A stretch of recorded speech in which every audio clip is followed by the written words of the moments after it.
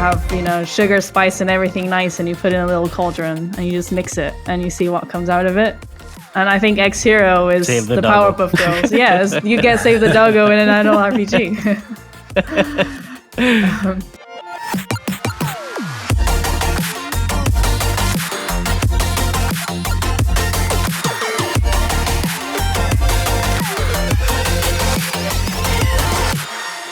Hi friends, welcome to the Metacast Roundtable by Naavik. Today I'm joined by Joost van Dreunen, teacher at NYU and podcast co-host of Unboxing, which is for the gaming curious. So if you're curious about gaming, go and check it out. Tammy, Levy, Chief Games Officer at Captain TV, and Abhimanyu Kumar, co-founder of Naavik. Hi everyone. Hello. It's good to be here. Yeah, thanks for joining today. I know I keep talking about the weather, but, I'm from England. That's what we do here. And I had to wear my winter coat cycling today. And now you can all live with that very important information. Good luck for the rest of the year. Yeah. It's getting cold here too. And it's like this weird, wet and cold mix happening. So basically the transition to autumn, it's, a little bit irritating. But I'm hoping it passes over soon. In Germany, you have those really cute bakeries to sit inside, drinking coffee and eating a cinnamon bun whilst watching the rain. Yes, those do exist. But yeah, getting out in the rain and actually getting to one of those bakeries is the headache. So then you just end up staying at home. I'll put it into that bucket. I was just in Amsterdam and Germany and Belgium over the weekend, and everywhere it rained. And I unfortunately took that terrible European weather back with me to Brooklyn. It's sunny today, but it's been raining here too. It's like, oh right, I forget. September is the month where it all goes south. Yeah. That's kind of like the worst transition month. On that happy note, we have Naavik's essay competition. So if you're doom and gloom watching the rain, you can write an article. I know. You can write an article. I don't know, Manu, if you have more details to share. It's open to anyone, any kind of topic that's regarding game analysis.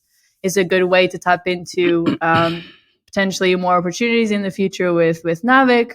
There's a monetary reward. Is a reward the right word in English? Prize? A prize? Yep. There's some prize money. Like the person who comes first gets a cool 1K USD. Second is 500 and third is 250. Ooh, that buys a lot of game passes. Mm-hmm. So if you want to know more, you can check out the Naavik's newsletter. And is there another source to go to, Manu? We also posted about it on our social, so you can check out our LinkedIn page, and probably probably one of the most recent posts would be about it. But the newsletter is definitely the place to get the deeper details, or you can just reach out and we can tell you more about it. Sweet. Well, look forward to seeing all of those submissions. And today we're going to have a diverse mix of topics. We're looking into X Hero. I briefly talked about it last week, and then I spurred Manu into talking about it today. We're going to be looking into whether, is it a scam? Is it what's happening? Or is it an amazing innovation? We'll see. We're going to look at meta mechanics in casual games, which is a bit of a follow-up from that discussion. Analyzing the change in power dynamics between platforms and publishers, which Joost wrote a little bit in his newsletter. And also then, if we have time, we'll see if we have time at the end, also discuss the rumored Apple's 30% cut from in-app NFT sales. Mm-hmm. Ooh, yeah. From scams to platforms to revenue cuts. All great. Yay. All great. I know. Fun games industry. Well, we're giving a moment to celebrate September's gloom. All about that. All right, Manu. Yeah. Do you want to jump into X Hero? Sure. Though actually, before that, it would be really cool to also maybe give a word for your new podcast. I know, Maria, you mentioned it at the start, but Unboxing is the name of the pod. I was just like, before we started recording, I was just saying to Joost that I really like the niche that he's picked, going for, like, educating the gaming curious about the inner workings of the games industry, but in a very like simple, like, simple words fashion, versus using all our heavy acronyms and such. But yeah, it would be cool to hear a little bit more about the new pod. Just Oh, I appreciate the shout out. Thank you so much. It's a colleague and I, Lane Nooney, who is more of the cultural studies type of brain. We teamed up. Well, really, I should say, we had a few beers, and from that conversation, we're just like, I wish there was more for X. So many of my students and her experience was the same. Is that students often come into a classroom with an idea of like, oh, I'm going to take this video games class, and I really love FIFA, or I really love Final Fantasy, whatever. And then the whole class is about, here's all the reasons why FIFA is the best game ever, and everything else is irrelevant. And so often you find yourself trying to pull somebody's personal opinion into a broader conversation.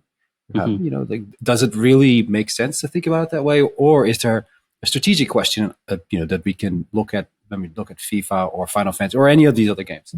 And so we're trying to get away from personal opinions into more sort of abstract theory. And it seems like there's a lot of if there's a metaphor in here, let's say broccoli or your ABCs, is like, that's really what the podcast is about. Like, we're just sort of like, let's have that conversation. Let's sort of do the basics for people in the classroom, but also in a lot of the businesses that we talk to.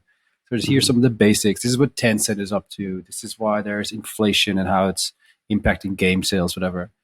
Those are sort of these rudimentary topics that are relevant that we couldn't find anywhere else. So that's really where it started. But, of course, it's also, I'm very happy to always be part of this conversation with you guys, because it's I think that's the dialogue that's missing in general from the industry. So thank you for that. Nice. Yeah, I'm an avid listener. So yeah, looking forward to new episodes every week. Appreciate it. I immediately felt a personal opinion as soon as you said Final Fantasy. Mm-hmm. I was baiting you. I know. I felt it. I start feeling in rice, and you're like, ah. It's a very emotional medium. All right. So can get into my topic. So there's a new game which probably a lot of the listeners have already heard about, but for the ones who are uninitiated, the name of the game is X Hero. It's a new mobile free-to-play title which has been climbing up the top grossing charts quite quickly over the past quarter or so. I think at the moment it's at about the number 95 position in the top 100 grossing. And the big question around the game is, of course, like, how is it climbing up the charts so quickly? But there are, like, for a lot of people who've actually like played the game or seen like some of the advertisements and such, or done research on who's published the game and things, there are questions around, is X Hero a scam? Is there like some kind of background shenanigans going on with the game? Because it's like when you actually like play it, it's pretty surprising to see that this kind of a game is in the top 100 grossing. So so I kind of decided to just do the research and try to like answer some of these questions, and maybe like give some background on what I found about the game. And I'll leave like the big reveal of whether it's a scam or not maybe for later. But just walk you through a little bit of my research. So just like overall, it's so basically this game has it massively started scaling downloads over 2022. It's hit about like 8 million downloads in September and around like 12 million over Q3 of this year. And it's hitting about 8 million rev in September and 15 million in Q3 of this year. So like 15 million overall revenue over 12 million downloads. Like I mentioned, it's in the top 100 grossing, number 95 over the last 90 days. And it has like somewhere between like a $4 to $5 RPD in US at the moment. So that's just like some broad context. In terms of what the game actually is, it's an idle RPG game. So think of AFK Arena when you're thinking about this game. And but there's a twist that's there, and a pretty big twist at basically in the onboarding side of the game. I'll get to that in a bit. So I looked at it basically from who's actually like published this game first. I think that will like help set a lot of the context, and probably help answer the question whether the revenue is legit or not. So the company behind the game is this Chinese publisher called Bing Bing Chuan Network. I think that's how you say it. And these guys have been around for a long time. And they're a publicly traded company on the Shenzhen stock exchange. Market cap of about little over like 500 million, and the stock price hasn't really moved or like over the past 5 years. So not the biggest of companies, but they've been around for some time, and they've been focused on games publishing all that time. I think they have like a PC revenue division in the company. Again, like all their public statements are fully in Chinese, so I couldn't really like decipher any of that. But from whatever I read online, they do have a PC gaming division. But more recently, they have started to lean into the mobile side of things. Again, I don't really know from the public statements, how much of their revenue is coming from mobile or not. So mostly dependent on, data providers' data over here. They have about like 22 games in the portfolio, in the mobile portfolio, but nothing has been like significant in size, since 2018 up until X Hero. But 2022 is really like where the interesting stuff starts, and X Hero is kind of leading the charge over there. So in terms of like answering the overall question of is the revenue behind X Hero legit, just given the company's background and all the other mobile games that they have published in the past, I think it would be safe to say that the revenue is pretty legit. But the strategy that they're applying to kind of scale that revenue is what is more interesting, and we'll get into that now. So the reason I said that 2022 is where things get really interesting is because they are doing the same X Hero strategy with two other games also, and all of them are idle RPGs. So they're all AFK Arena games, and just with different theming. So X Hero has this more cyberpunk theming.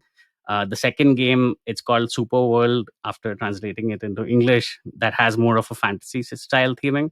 And the third one is called Heroes of War, and that has a more like superhero tilt theming.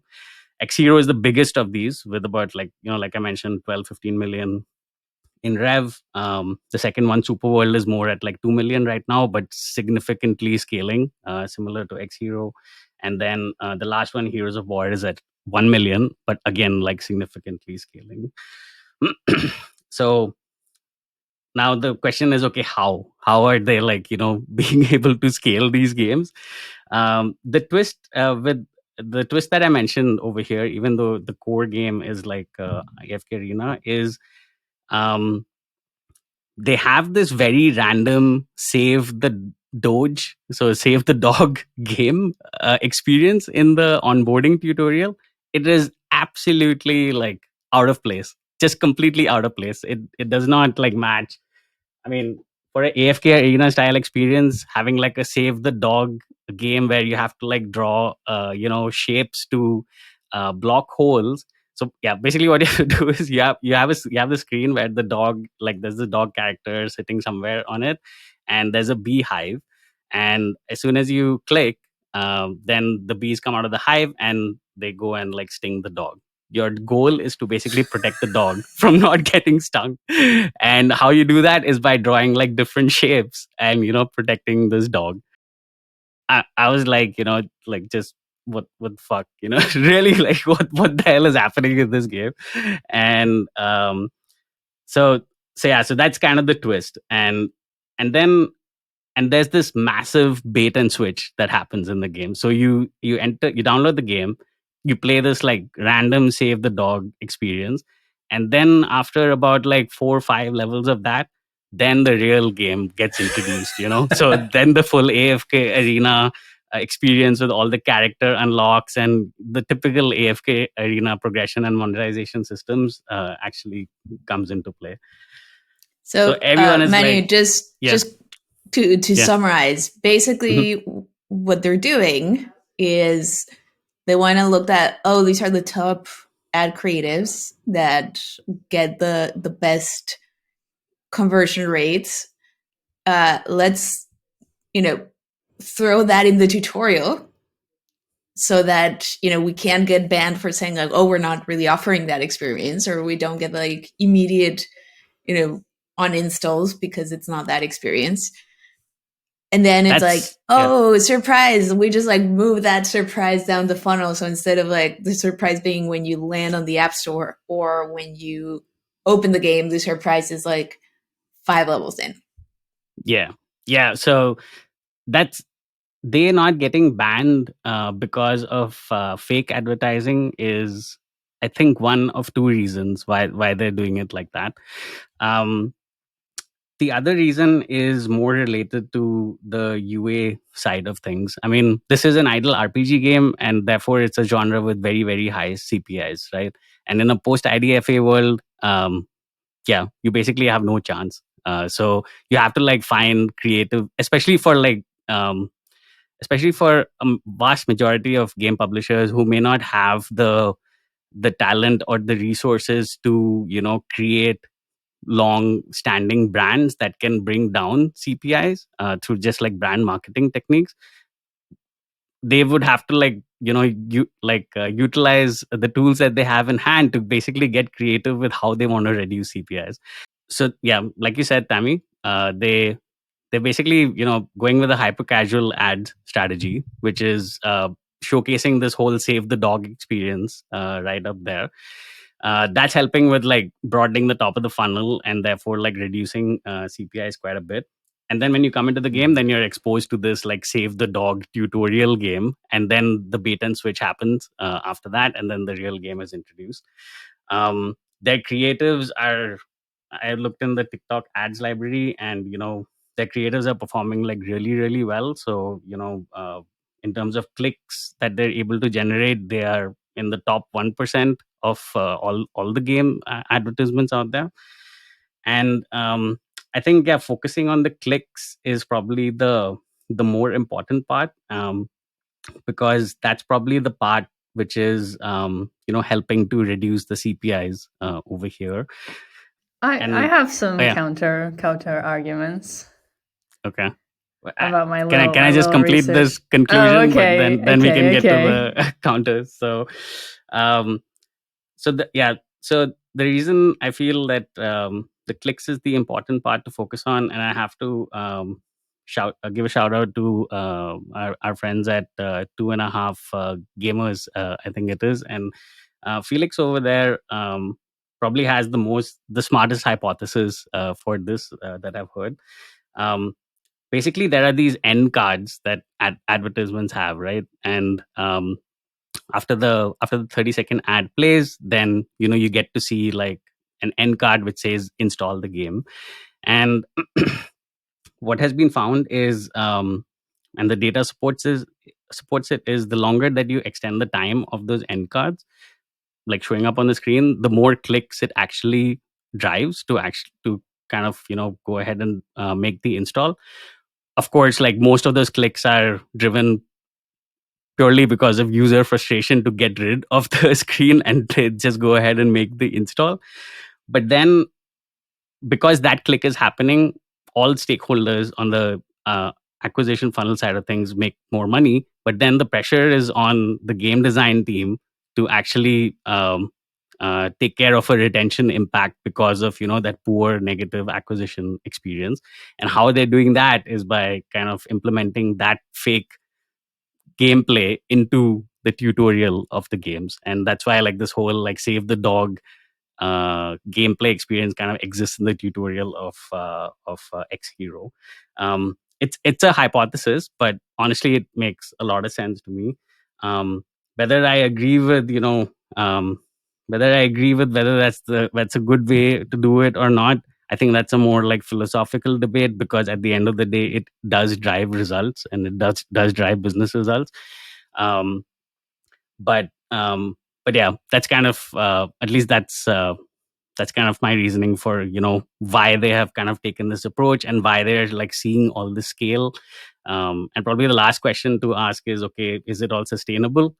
I personally think not, because if you actually compare like their metrics to AFK arenas, they are like on the RPD side, they're like 3x below AFK arena. ARPDAUs are like 2x below that. Retention is really quite bad. So even though they might be getting all the scale right now, it's probably not. It's not a long-term strategy at the end of the day. But I think a lot of other development teams would pick up on what they're doing over here and then try to experiment with it in their games that probably retain much better. But yeah. Anyway, okay, now I'm done. I hope that was like relatively like clear, and I didn't like jump around too much. But yeah, curious to hear your counters. I like the going through the App Store reviews. It's all scam. This isn't why I just wanted to save the dog.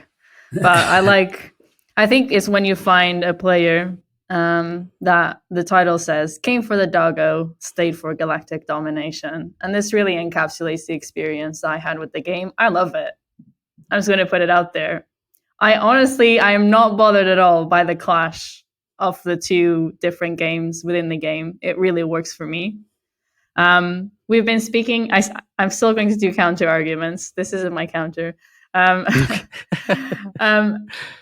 I think we've been speaking about misleading ads, and we look at Playrix and other game studios out there who the game has nothing to do really with the ad that they're presenting, and then sometimes they have to put a mini game. But it's still really detached. It's like you're just sticking it on so that you can pass through the App Store to keep doing misleading ads. And I think that X Hero is showing an evolution in that model where you take it a step forward, and instead of simply being a misleading ad, you actually introduce a hyper-casual element in the game. And when I was doing some research about X Hero, I could see that the company experimented with different hyper-casual gameplay to see which one performed better. And then you can almost see a link that when Save the Doggo became massive as a hyper-casual game, you can see that when they introduced it in the game, it also took them to other heights. It probably also turned on the tap of UA, so not only related to that.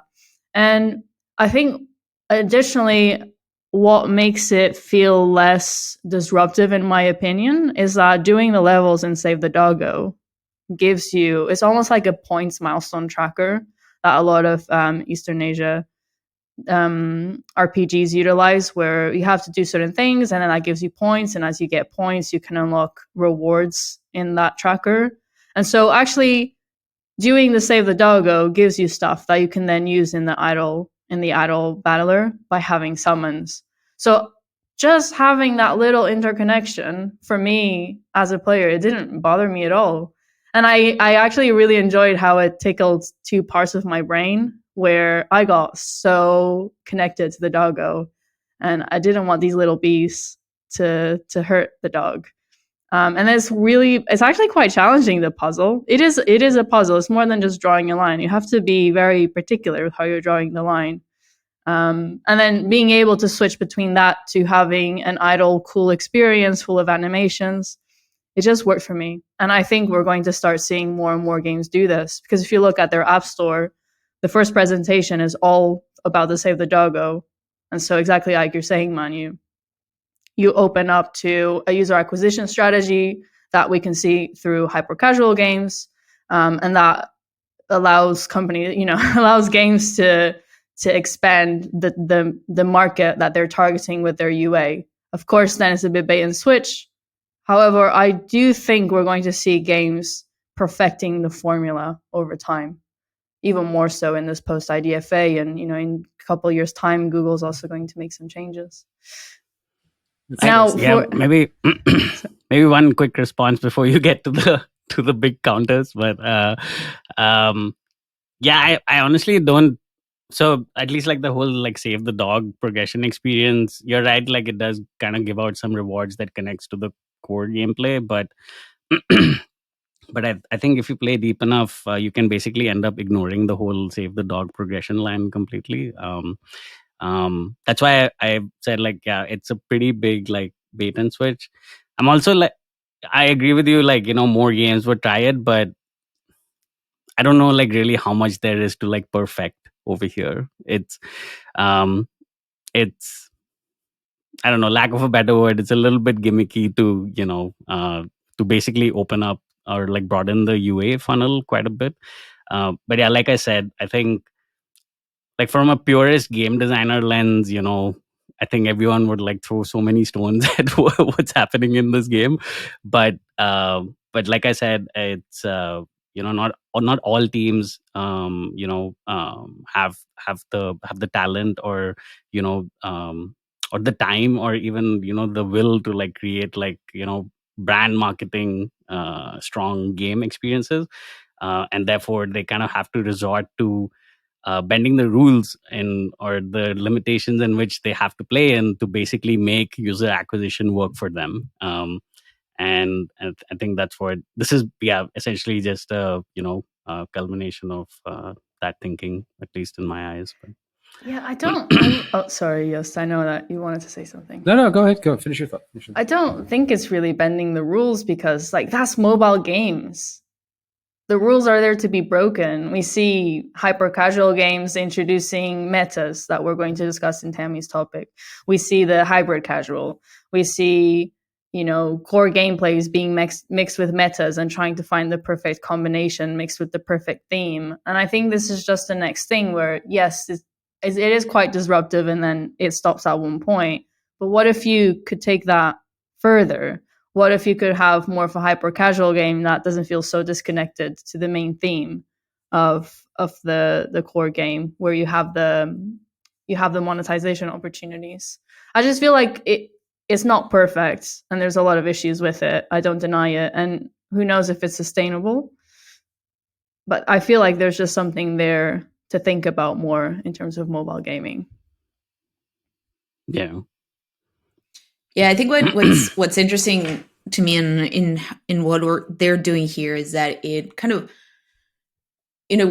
mobile games, as you're saying, Maria, is like we've landed at a place where you're like, it's a game of min-maxing, even on the developer side, right? Like you're min-maxing for how do I get the biggest audience, and how do I retain them long enough or monetize them long enough, but ultimately, like, how do I maximize my LTV, lifetime value, for that bigger audience that I'm reaching?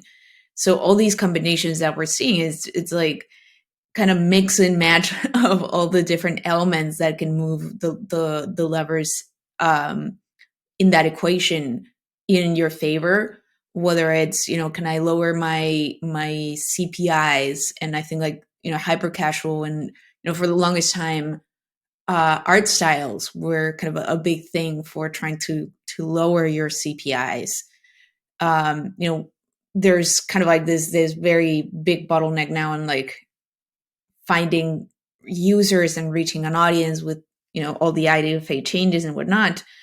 So it's like, okay, even like the players that I get, how do I maximize my retention? What I think it's interesting is that they're doing it kind of at a very light touch way. And I would be very curious to see, how much are they actually increasing their retention? Like how much is it actually paying off? I would say, clearly they pushed it a little bit down to funnel to like day one of keeping players around, but are they still seeing the same drop off that they would have seen if they didn't implement the Dogo kind of mini game type interaction?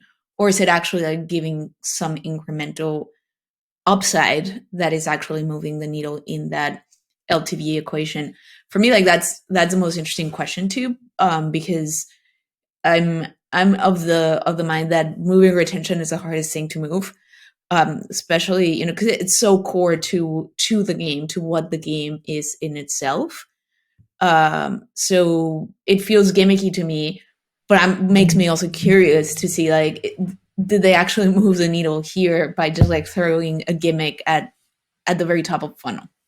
I have such a different perspective on this, in that I totally get it that there is a huge marketing component here, right? Acquisition and retention obviously play a huge role for all these reasons that we've seen develop over the last year, right? The way that the platforms are dealing with this, and how do you stand out? How do you get people, especially in a hyper casual scenario, keep them interested?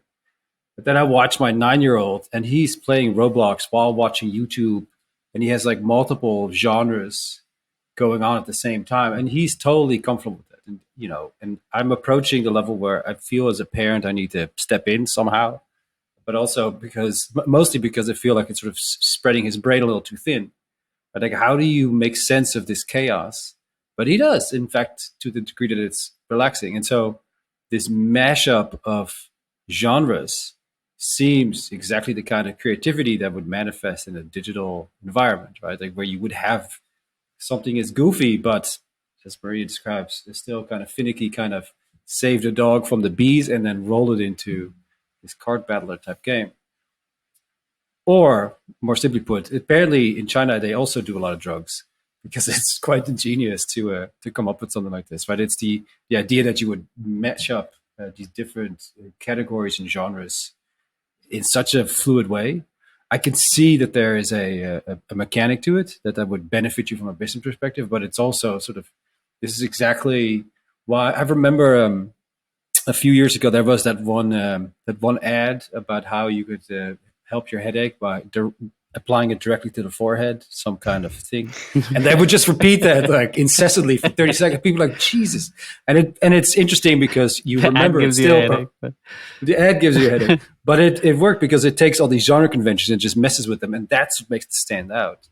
And then the additional component to me here that sort of, I guess, academically problematizes this is, I'm trying to think of a scenario where we've been playing games in a certain way for a long time, and one of those ways was loading screens only ever would have like lore and give you tips on how to whatever play the game, but you would never have interactive moments between loading screens during a loading screen, and that was because Bandai Namco, if I recall correctly, had the patent. They licensed, I think it was called auxiliary games, and so as the main game was loading, they were the only ones where you could then play something, and that license expired.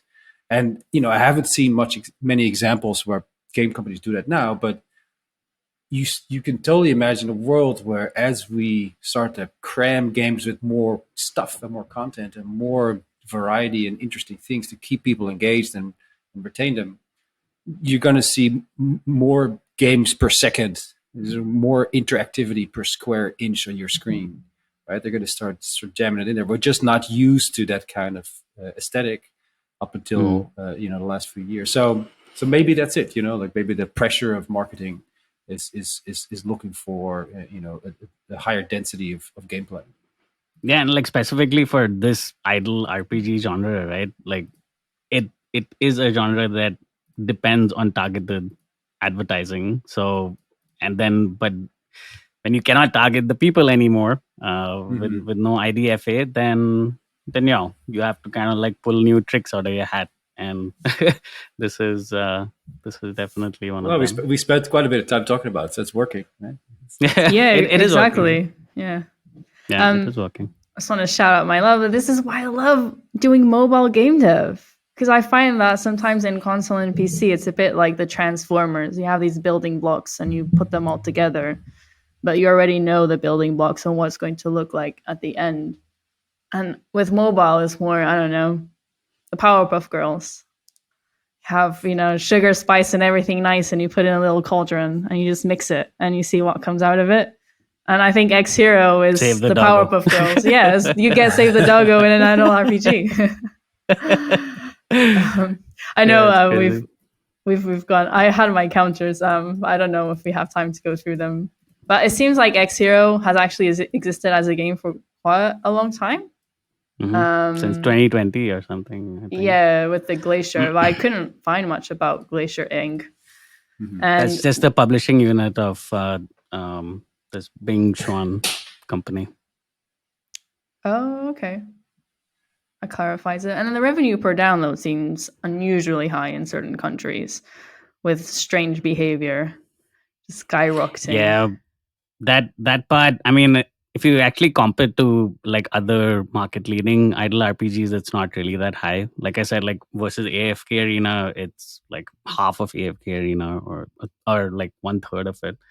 And the weirdness in the RPD graphs is basically happening because of the massive scaling that's happening right now. And you'll just see like wonky RPD graphs because it's all these low quality downloads coming in and, not really monetizing. So, but what was interesting on the RPD graph though is even though like in these countries like US or Canada or even Indonesia, Indonesia, yeah.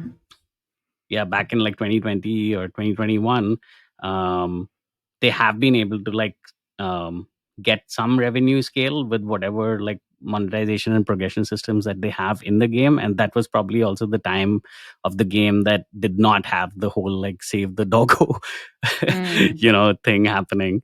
So there's definitely a kernel of good design in the game. I have to say, like, when I was playing the idle RPG experience, I mean, the visuals are great.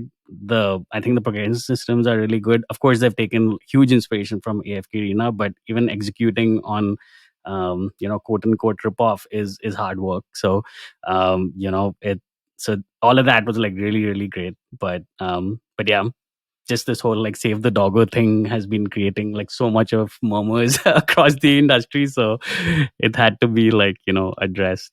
But yeah, so the last thing I would want to add there is like for all intents and purposes it's not that crazy of a strategy. Like we've seen other teams try this, like even AFK Arena has been adding like mini games to try to engage, because you ultimately have like these RPG midcore games on mobile that move kind of like towards like this spectrum of like you don't need to do anything in the moment to moment gameplay. It's all about the meta and maximizing like the meta and focusing on the meta.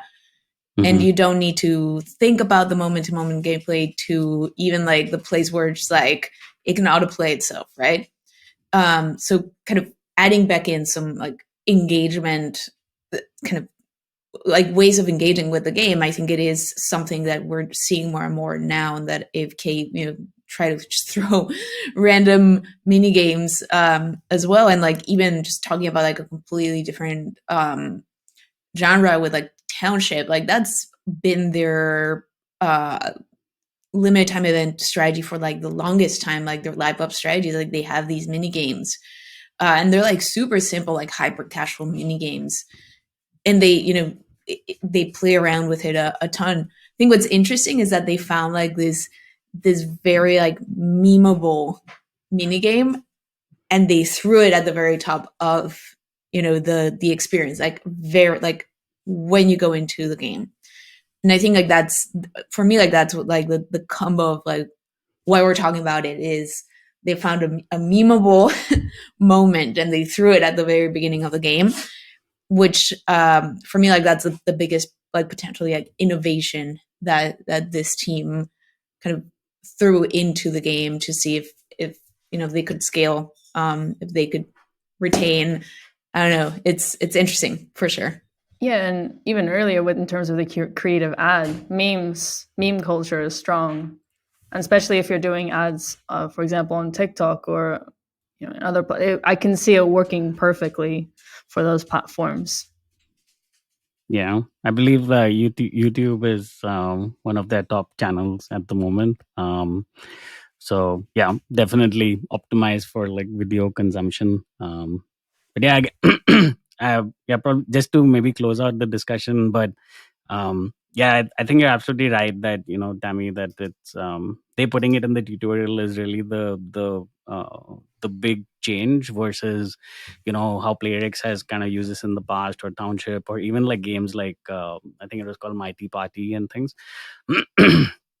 But yeah, the reason they did at least my belief is why they put it in the tutorial is because it's connected to the ad, and then the ad has to deliver that experience to this broad funnel of players coming in. Therefore, game designers are then incentivized to, to not like hurt retention. They're incentivized to keep that experience going, and therefore it's like right at the top of the funnel. But yeah, I agree. I think as more of the longer term trend, and I think the key takeaway, yeah, we're probably going to see like a little bit more of this because across like genres, I guess. I just don't know for how long really, but I think we'll definitely see it going into next year. Because yeah, it's clearly a way to reduce CPIs and scale rapidly. So. And Tammy, I don't know how much your topic overlaps with this one. It definitely ties in because it kind of flips the script, right? We're talking about a pretty like meta heavy game that added like these hyper casual elements. And the topic I wanted to talk about is the flip side is casual games, hyper casual games, adding meta mechanics, and it's basically like it's for the same purpose, right? You're trying to again like move like those levers in lowering your cost of install and increasing your LTV so that you end up winning. So I can jump right into it. The reason I was thinking about it is I've been thinking a lot about meta mechanics and progression in general, and game analytics. Wrote a couple of like super simple blog posts about like hyper casual and meta features. Some of those like 6 things that you should do to be a successful hyper casual game, blah, blah, blah. So I thought it was a good moment to do a little bit of a kind of recap on where we're at with hyper casual today. Hyper casual really has been very compelling for game developers because it reaches a broad audience. So it has a broad target audience.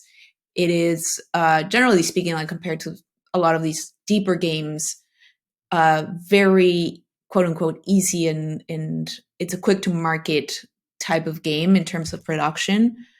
So small teams can tackle it, like both big teams and small teams can tackle hyper casual games. And, you have like these elements of a lot of fun moment to moment gameplay, very memeable, very like lends itself for kind of like those video moments. But, we all talk about this constantly, but with the changes on the ad ecosystem, ad dynamics, IDFA, like this whole post IDFA world, it is no longer easy to, have a profitable game just with ad revenue. And it hits hyper casual games on both ends of that equation because they were relying a lot of ad revenue and very low CPIs. So all things considered, it makes sense how, a few years ago, teams started experimenting. Let's add more meta around hyper casual games to increase our monetization. And now with, costs of install being higher, it's like, okay, let's double down into IP monetization because, we need to maximize, the value here. So I think it's good to revisit some predictions from Manu, actually, from 2019. These were published on Deconstructor Fun. And correct me if I'm wrong, Manu, here as I recap it. But going into early 2019, you were calling out that competition would get tougher just with more games in the space. We were not quite at the place of like, oh, IDFA is going to have just like this choking effect. But it was, competition was forcing teams to seek boosting their LTVs. So that's when we started seeing teams, and kind of what you summarize back then was like hyper casual monetization is going to go into this hybrid of rely on both ads and IP. And they're going to do this with like light meta layers where, you have hyper casual meta systems with that dive kind of like this deeper engagement and long-term or medium-term retention, boost medium-term retention and monetization. And then at the end of 2019, you're like, let's double down here. And we're already seeing this, and it's going to continue to evolve. And I think that's when you called it the hybrid casual space. Probably a little too early, but yeah. Hey, I think it holds up, right? So yeah, just hybrid casual, to recap, what it means is you have hyper casual, which is like a arcade core moment to moment gameplay. The way I summarize it usually is easy to learn, hard to master, and it requires skill. And then a simplified meta, with some other elements that you can put into as like live ops and social, etc. And Arturo really kind of proved that formula really, really well with a roguelike, very light game with a meta with progression and really investing a little bit more in like how you're operating and thinking about that as a player. And we're seeing games do this even more consistently now. Like in the same category as Arturo, we have Mr. Autofire, Art of War, Survivor.io.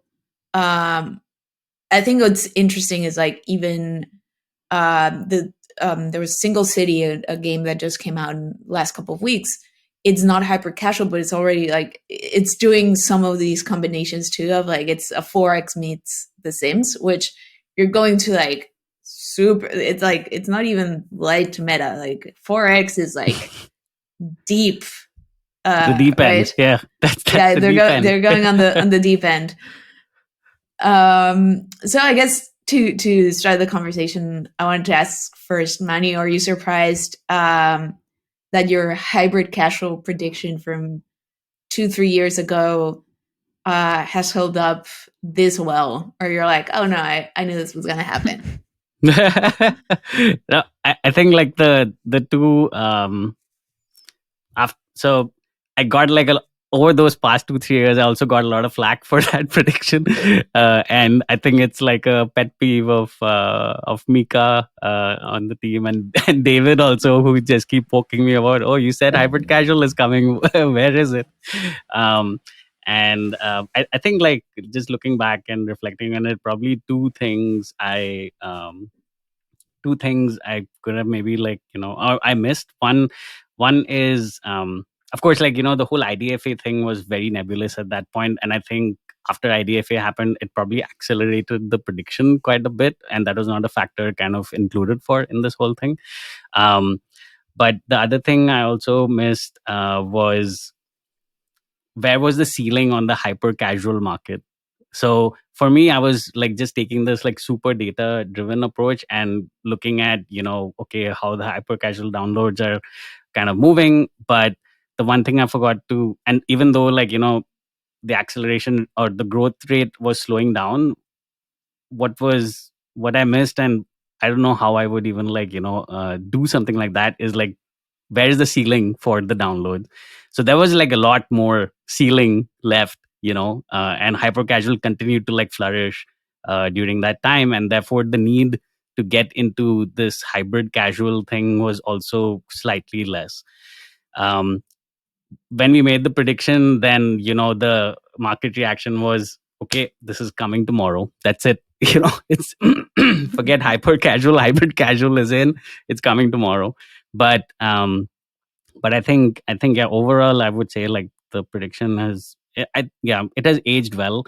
Probably even calling it hybrid casual now is maybe too like limiting, to be honest, because it's happening like across different genres. This just like the broader genre mashing trend is occurring, and where basically increasing accessibility of a game through simple gameplay to broaden the top of the funnel, but then like attaching light or like pretty heavy meta systems and progression systems to it is just happening across the board. So I wouldn't even sometimes I even feel these days that probably calling it hybrid casual is even limiting. But yeah, overall, I would say the fundamentals behind that trend are definitely playing out now. So yeah, I think it's just part of prototyping now, unless you're very much into the weeds of the simple hyper casual games that rely on the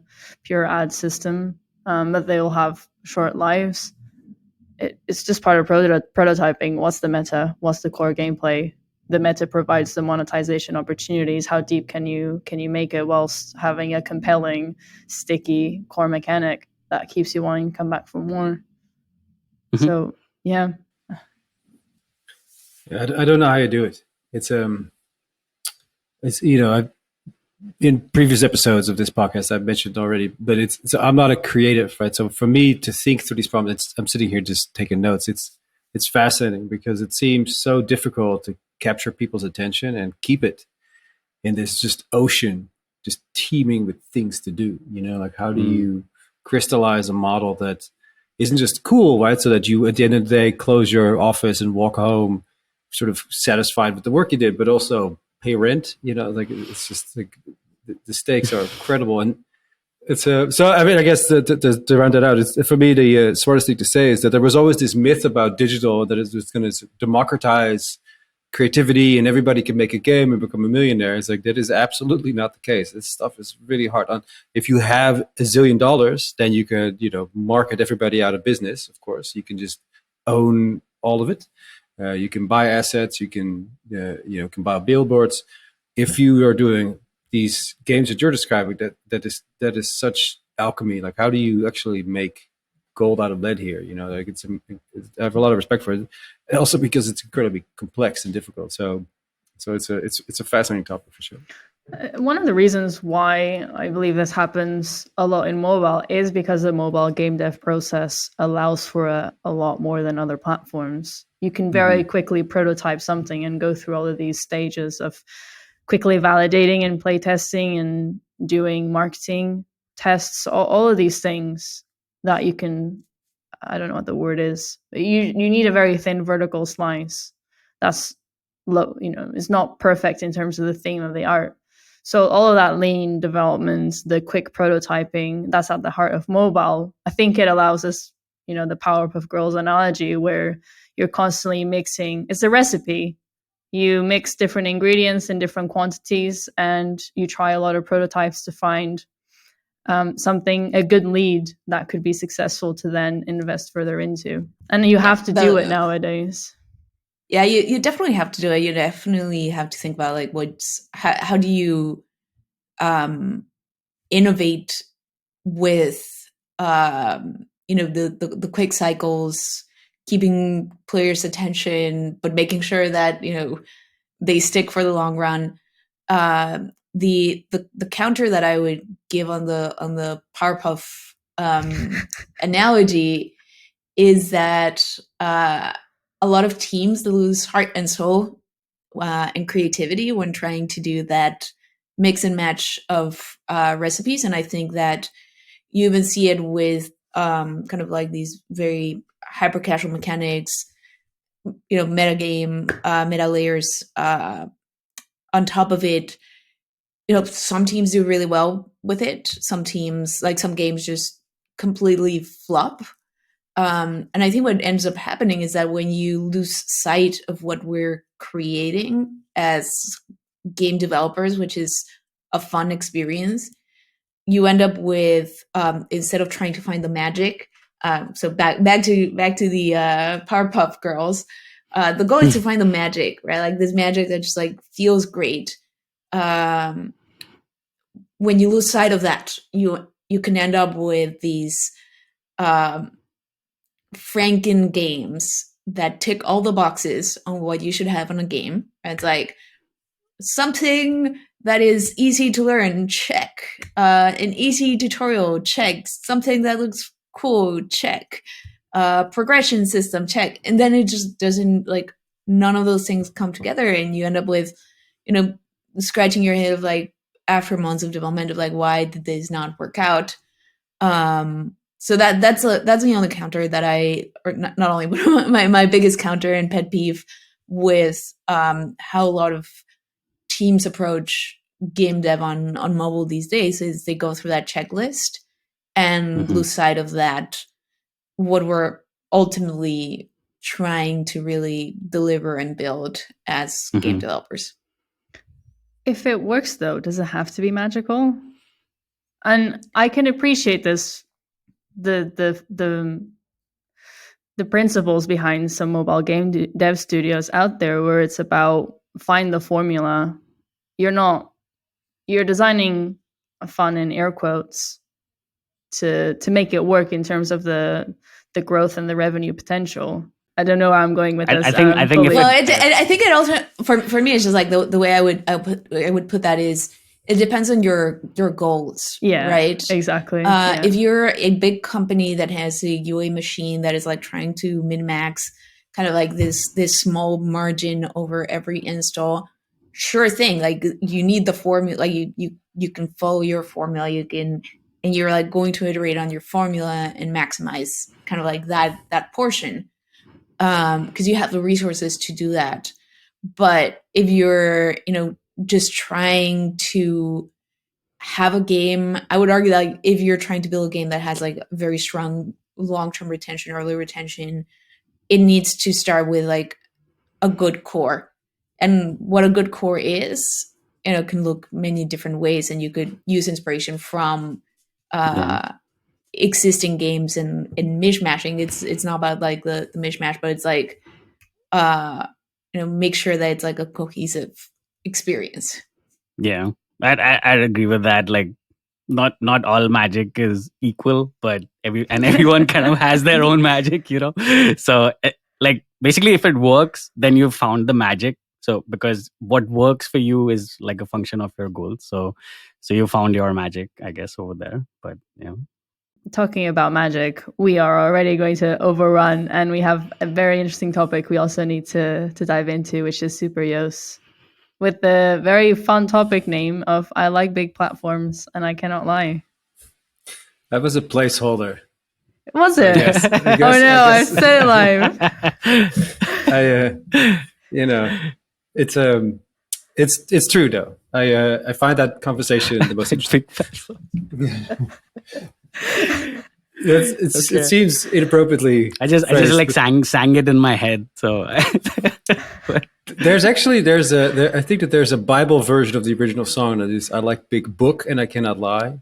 Really? And it goes on about like check out the big book on that whatever. It's like and like as an immigrant, put it in the show notes. put it in the show notes. We link immediately to it. So now that I've said sort of the entry point of intelligence of what I'm going to say next, I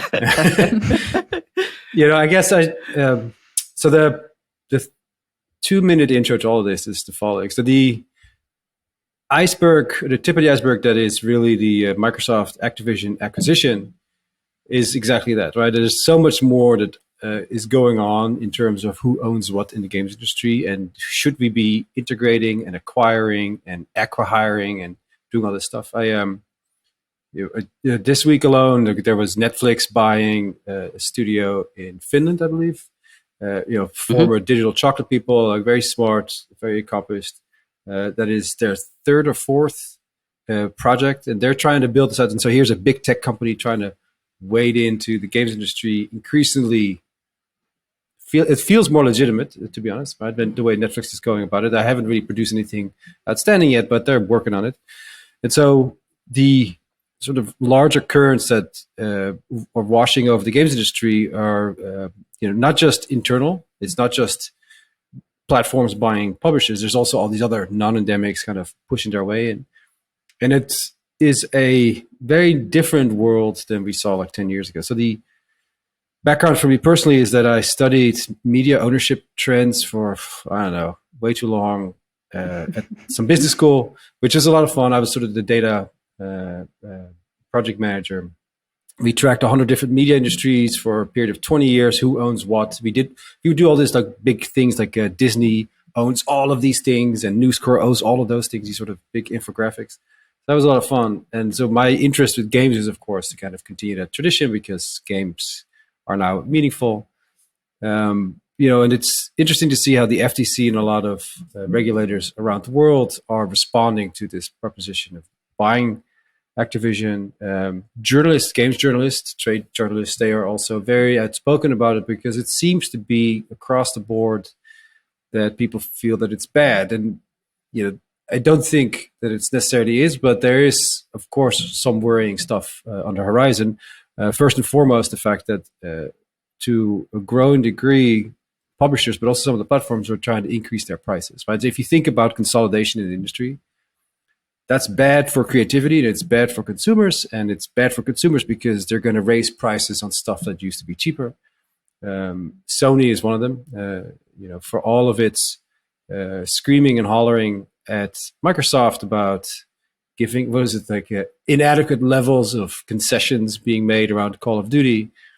They are one of the companies that are raising their prices for their new releases. Some of them are discounted currently, but after State of Play 2-3 weeks ago, most of the titles are priced at $70, and that's a sidestep that I'm not going to get into, but of course it has a lot to do with inflation, with of course talent crunch and so on. So the cost of AAA development has gone up, and they see themselves justified in raising their prices. Cool, I get that.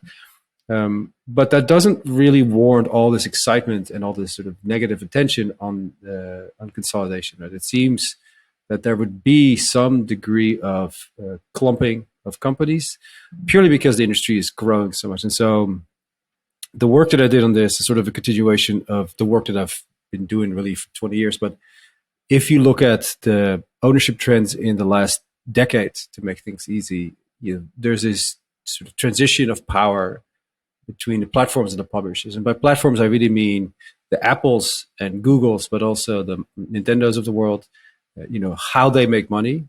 So the legacy platforms, they make money in three ways. They sell hardware, they sell the boxes, obviously. They sell their own games, the first-party publishing and third-party publishing. And if you remove or if you sort of allocate that appropriately, it's clear to see that Microsoft will be one of the big winners in all this because it does really well, right? Its move into services has really been very beneficial financially. And so it's just claiming market share, right? And it's a company that historically has been relying for 80% of revenue on third parties, and it's moving more towards its own. So the acquisition of Activision is really strengthening its own business model. So if you add that all up, you see a transition from really what I believe to be, if you express it in market power or market share, really, it's a relatively simple graph. But the platforms about a decade ago, they controlled 39% of revenue, and they're up at 57 last year. So, you see basically the line go up at the expense of the publishers, right? So the pure play publishers out there, they are getting less. They have less revenue, which is, of course, an additional reason for them to then start acquiring other firms, right? For this reason, EA bought Codemasters and Glue Mobile. This is why Take-Two bought Zynga. And they're all trying to get a bigger piece of the pie. And I think that's a very interesting thing, right? So the shift in power away from the publishers towards the platforms is encouraging them to bolster their own, to strengthen themselves and expand their position. So that's one piece. The extra genius, in a fancy word, I guess the market circumstance that speaks to this is the fact that a decade ago you'd have 17 companies that made $1 billion or more, and that number has since then gone up to 52. So it's not as if there's all these small little fries getting thrown around by 3 or 4 big platforms. We have a substantially larger number of very capable, very well capitalized firms making games. What's different, of course, is that they are not all from the same markets that they used to be. Tencent being the best example, NetEase is another one. These are very, very wealthy companies that start to really impact the world around them, not just, of course, taking all the raisins out of the porridge in China, but what was it? NetEase acquired Quantic Dream in France. Tencent's been building AAA studios in North America. So you see this massive globalization, or at a scale that we've never had before. And all of this kind of goes towards the notion that, yes, it's true that Microsoft is spending $70 billion on the largest North American game publisher. At the same time, the world around us has changed dramatically, right? And I feel so often that kind of goes missing in the conversation. If the industry had stayed the same, if the dynamic had stayed the same, if the size had stayed the same, then absolutely this would be terrible. But this consolidation would reduce consumer choice. It would inevitably increase prices, and it would also be very difficult for publishers to negotiate good deals for themselves, right? As the platforms rely less and less on third-party software. So that background kind of goes missing from all these conversations, and it's a interesting thing then to kind of close some of this number weighing out for you. If you on a global scale look at the market share increase for Microsoft post acquisition of Activision, its global market share goes from like 12 to 15%. So even then, after all of that, that's not really a threatening or dominating market share in a market that's $220 billion a year. So that's kind of where I sit, right? It's the consolidation has gotten a lot of attention from people. There's a lot of headlines, particularly around companies like Embracer, which are putting themselves into debt to get bigger and buff. At the same time, the world around it has changed too. Contextually, it's actually not that big of a deal. And it's interesting to see how there is this disconnect between what the economics say and how the conversation takes place online in media and so on. Just to be sure of your point over here, you're basically trying to say that one, don't get too carried away by the consolidation headlines, because what's actually happening is, even though like these mega acquisitions are happening, there is still a very thick long tail of game publishers and newer game publishers popping up in newer regions of the world, where they could still like create content that can compete with some of these big players. Is that like one of your points? Yeah. So the way that yes, and the way that I've been phrasing it on my end has been, yes, consolidation is taking place, but the industry at the same time is growing at such a rapid pace, or has been at least for the last 10 years, that offsets a lot of the dangers traditionally associated with consolidation, right? It's just like the pie just got so much larger that it's just, even these mega mergers, they become smaller contextually. Yeah, I read your article, and like I really did find the publisher versus platform, the crossing lines graph quite interesting. The one question I did have though, like to kind of look at consolidation less from a revenue lens, but more from a distribution lens, because the consolidation is still happening at the distribution level, right? Like either it being through consoles or through like, the smartphones platforms that's basically controlled by two companies. So even if there is a very thick long tail of publishers across the world that can create massively successful games, it all kind of funnels back up to distribution still being controlled, and then you have then you have Microsoft doing like an Activision Blizzard acquisition, which guarantees some of the best content in the world available on that platform, and just driving the distribution side of the consolidation, or just choking that even more. And that I don't know if tell me if that thinking makes sense, but for me that would be maybe one cause of worry for the consolidation side of it. It's fair, as you point out, that consolidation takes place on the distribution level, but if so I look at these numbers, right? And the thing is, I'm not an economist, and in general, I'm not very smart, but I can count, right? And that's kind of how I intuitively look at this. And if you add up, so there's two data points that come to mind. The simplest one is 20 years ago, we had 3 platforms that dominated everything, right? Of course, the console makers. Since then, we've accumulated, kind of depending on how you slice it, but 9 or 10 of them, right? And I'm talking, of course, Valve, which in the early 2000s came about, and then, of course, Epic going after it with the Epic Game Store more recently, mobile, but also Tencent, even NetEase would go to that bin for me. And so the number of outlets, the number of distributors, to put it in your terms, is growing as well, right? If that number had stayed 3, then absolutely, then you have a situation like the music industry where only 3 labels own all of the IP and music rights. If that was the film industry, there's only a handful of companies that own most of everything. If not production, then distribution and exhibition. So that's one. The second piece of it is if you look at the market share for the largest 10 companies year over year over the last 25 years even, 10 companies 25 years ago would own almost 100% of the market.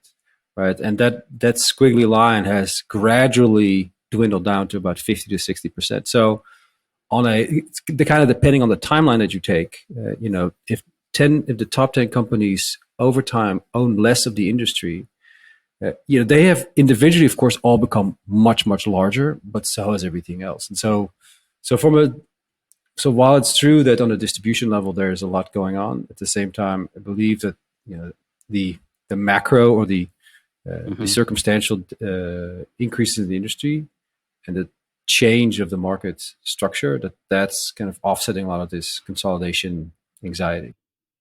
I think you go, Tammy. Go. What I was going to add there is just from hearing kind of like both sides of like the consolidation and distribution and revenue. I think the way I think about it is, what we're seeing is this tension between audience and content, and these kind of big companies trying to release some of that tension as much as they possibly can by owning the content, but also understanding, I am of the mindset of like content is king, but of course you need to at least have some seedlings of where are you going to put that content to reach an audience, right? So it is very much a tension where they're trying to acquire really good content because they have an audience, but they know that the cost of switching for that audience to a different platform or to be multi-platform has gone so low compared to,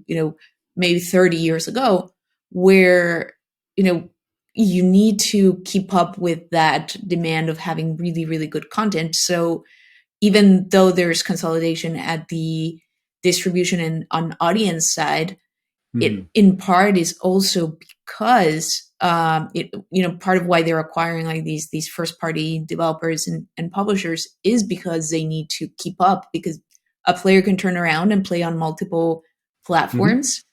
A player can turn around and there's games on the PS no longer, it's no longer worth my money. Let me just switch, like just cut off the console, like I'll go off console or go to it. Like you don't have kind of like that deeply rooted in the high cost of switching even platforms that I feel like we had before. So I think part of what we're seeing with that consolidation is kind of the tension is changing a little bit between like that dynamic between where the audience is and the content providers, like who's making the content.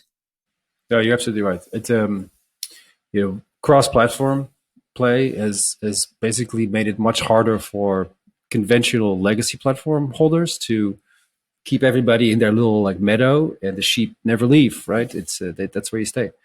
Now, and Sony was the last one to give into this with Fortnite. Now anybody can play on anything, which I don't get paid by Microsoft, but I do believe that their marketing message has been like, yeah, we're not trying to exclude anybody. In fact, in fairness, they are always a bridesmaid, never the bride in the console space, right? They're always the number 2, and they end up basically cutting out 100 million PlayStation players if they try to keep Call of Duty to themselves, and so it would go counter to the trend in the market towards crossplay. And it would go counter to their own interest to become like whatever, everybody's a gamer, blah, blah, blah. So you're right. And like, how do you then keep them interested? And the answer is, of course, IP, right? It's having something of value that ultimately you can license out, or maybe you can window it where, Call of Duty first comes out on the Xbox, and then that's the full package deal, and all the updates come for free. Whereas in PlayStation, they make you buy it separately or something. I don't know. They'll put in some hurdle. But to your point, it's like, where the audience is, I think, is a much different conversation now than it was even a decade ago. Absolutely. Yeah, and just to say that, I think being a bridesmaid is way more fun than being the bride, because you get all the fun, none of the lifetime commitment. And I couldn't agree more. Before, even with the cross-platform, we saw cross-platform play, but not really like cross-platform purchases. But now with Overwatch 2, you can consolidate your purchases so that cross-platform experience is becoming even more user-friendly, not only in terms of how you play, but also how you purchase. And I think it'll just continue deepening further. And I believe just publishing in general has changed. I haven't been in the industry for years. I'm still quite recent to it. And when I first joined, the traditional publishing view was usually, you had someone to do your localization, to do your QA, to have biz dev with the platforms, to get you good opportunities, to do the UA, to do your marketing. And so essentially you outsource to another company the things that are not what makes you unique as a game dev studio, which is, making a great game. And I think that those lines are just becoming even more blurred. Mobile blurs that even more because it becomes easier to do when compared to games that have hours and hours and hours of deep content to play through. So that, I think that also, what does it mean to be a publisher nowadays? Do you become more of a specialized publisher?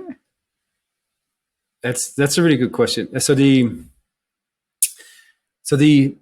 thing about being a publisher, if you take the music industry's metaphors, like and it's Take-Two is sort of shaped out of Take-Two Interactive is the publisher, but they retain different labels, right? In the same way that a music publisher will have different categories of music. They have country, and then they have rap and whatever else. I think what you try to accommodate for the market is to have enough of each of the relevant market segments that you can, have a blockbuster in each of them. The moment you start having this mediocrity sausage, I don't know what the best food metaphor is here, but you just start throwing things. So I'm still scratching my head on this Zynga acquisition by Take-Two. I love those guys. I think they're super smart. And they're literally just saying, like, let's take PC and console gamers and just add my mother playing Candy Crush on top of it. Like, how does that make sense? Like, how do you think, in a tacky business term, like, what's the synergy here? And I see that that those are profitable businesses. So maybe that's then their mobile label. Maybe that's the case. Like they just, they were a rap studio and they bought a country division. I don't know. It's maybe there's some clunky way to make sense of that. But what it means to be a publisher today, I think, is to have outstanding and like highly visible content. And the mechanics and the economics, in spite of digitalization, in spite of all this growth, and now the fact that games is front row and all this stuff, there is a disproportional amount of money that is captured by blockbusters that are, the one thing in your portfolio that makes all the money versus managing for margins. And that is, 100 years of media and entertainment industries. Like, that never worked. Like, sometimes you get lucky, but most of those companies that like play it safe and they take this risk-averse approach, they end up nowhere. Where that one artist that's breaking the mold on everything, that's the one to do. Like, that one sports team that has all the cool players, they make most of the money all of the time. It's so what it means for a publisher is like you have to have incredibly successful IP that you just have to front load. I think there's a changing of the guard. It's like I see Ubisoft declining. Love Ubisoft; they make great games, but they're not really doing that so well.